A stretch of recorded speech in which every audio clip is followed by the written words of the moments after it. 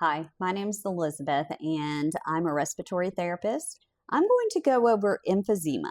If you have shortness of breath that just will not go away, emphysema could be the problem.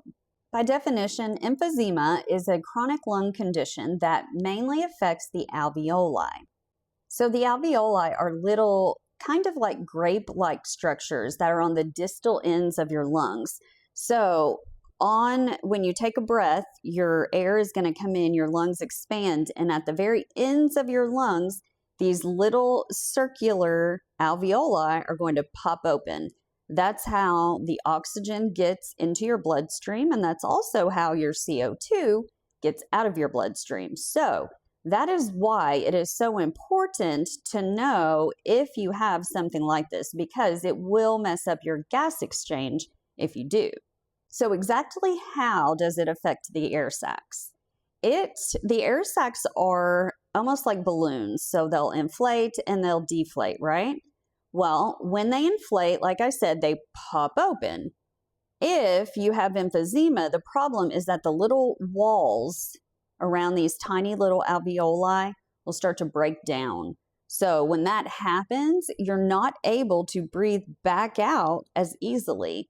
So you'll be able to get the air in. That's usually not the problem. The problem is when you go to exhale, and instead of closing and helping you get the air out, they're going to still kind of stay open.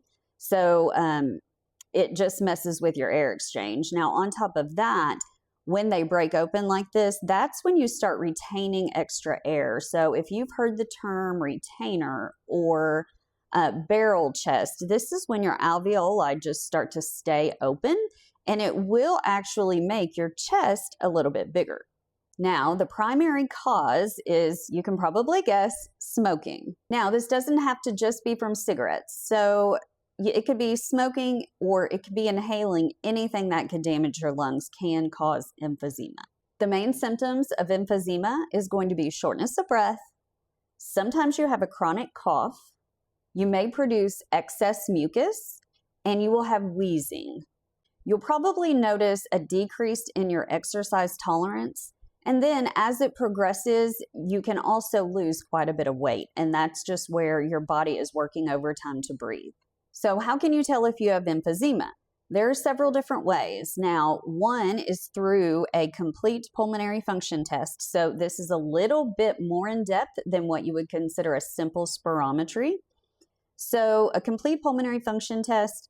You can also get a CT, and sometimes even in x-rays you can see emphysema, mainly because of the barrel chest. So if you're concerned that you might have it, the best way to start looking for it is with a pulmonary function test, because it's going to detect even very, very early emphysema, whereas to the other things where they're actually just physically looking at your lungs might not catch it as fast.